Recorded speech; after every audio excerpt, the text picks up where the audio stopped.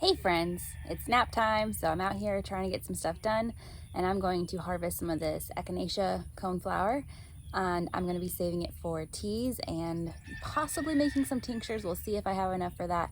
So we're going to get started by cutting off the leaves and the petals.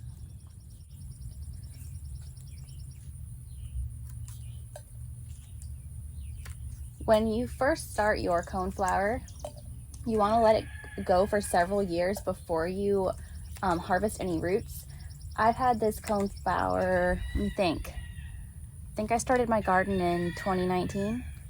So I think I've had this one for about 3 years, but I don't want to harvest any roots yet because I want this to keep getting larger. So I'm just gonna pull these petals off of the flowers here too. I'm gonna actually leave the flower part that will develop seeds on here. Just take the petals and the leaves. And I'm not going to take these flowers that are looking a little bit sad. I want to take the petals that look really nice and healthy and fresh. So every year, this coneflower has expanded. The first year, I don't think it even had a flower the first year. It just had some leaves.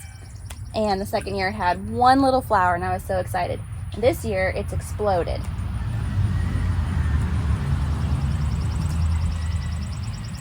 It's got tons of flowers. So I am just taking off leaves. From what I have read, the roots have the most medicinal properties if you are using this for medicinal purposes, and the leaves and the petals still do have medicinal properties. They're just not as intense.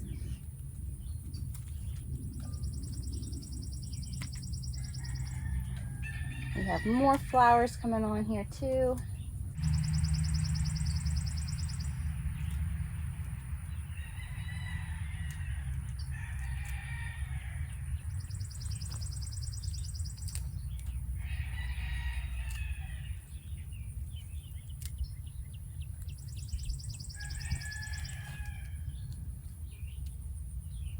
You should always clean your pruners in between working with different plants so that you don't accidentally spread disease from one plant to another.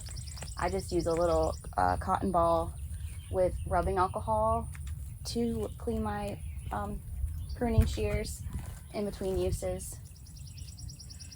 And as I'm going through, I'm looking at these leaves. So like this leaf, it has a bunch of stuff on there. I'm just gonna toss it out. I'm looking for leaves that are clean.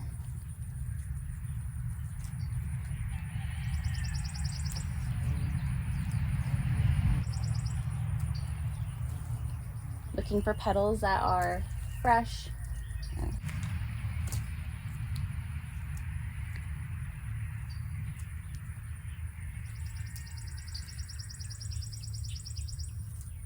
Echinacea is said to have immune boosting properties, and it is great for helping when you have colds, flus, the winter bugs that go around.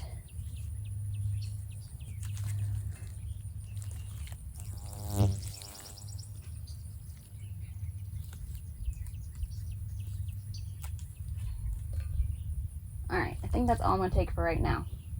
So I'm leaving these on and they will form seeds.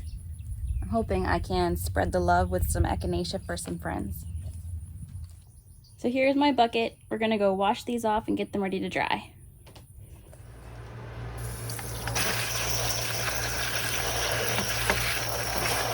As I'm washing, I'm just going to be doing another inspection to make sure I don't see any bits in there that I don't want. Rinse off, make sure there's no bugs. These should be pretty clean, as long as they're on the ground or getting splashed by dirt. But just to be safe. So now that we've picked our Echinacea, we've washed our Echinacea, we need to dry it now. You can make tea fresh with the Echinacea. I just prefer to dry and have my tea measured dry. But you can absolutely put this into a cup, pour some boiling water over it, and make fresh Echinacea tea. I also like to blend, so when the elderberries are ready, they will get dried also, and I can blend the echinacea and elderberry and some other things in there together to make a really pleasant tea. So we're just gonna spread this out on some wax paper. I do not have a dehydrator, and I'm not really sure about using my oven. My oven doesn't go low enough to dehydrate without burning stuff. So we are just gonna do this the slow way.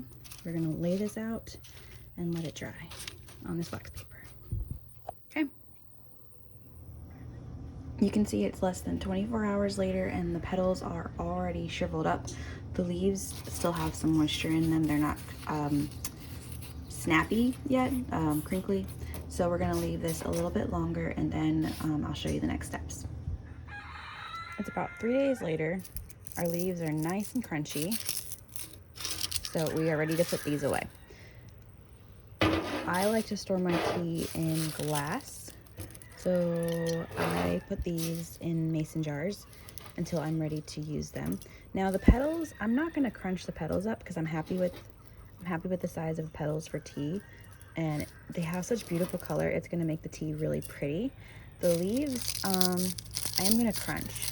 I'm gonna crunch those up because I don't want these giant leaves in my tea. I would prefer them to be smaller for making my tea blends. And you don't need to have any kind of fancy equipment. You can see I'm just crushing it up with my hand. You can put this into a food processor if you want to. Just be careful you don't turn it into a powder by processing it too much. So all of this is going into our mason jar. And then just in case there's any moisture left in this, I'm not going to seal this yet. I'm so excited. I can't wait for the elderberries to be ready and start making these tea blends up. It's gonna be so yummy.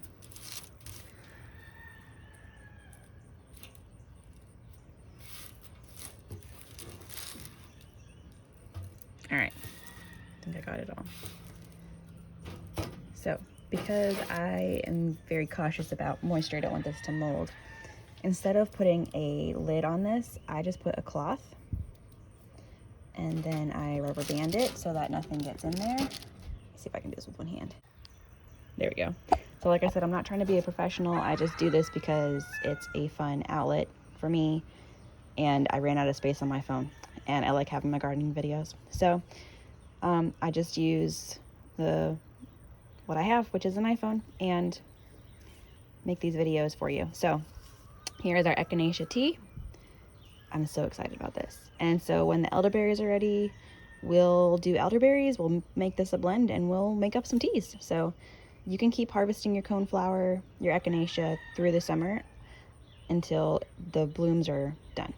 And then next year, hopefully we can get some roots and make it even better. All right, see you next time. Bye.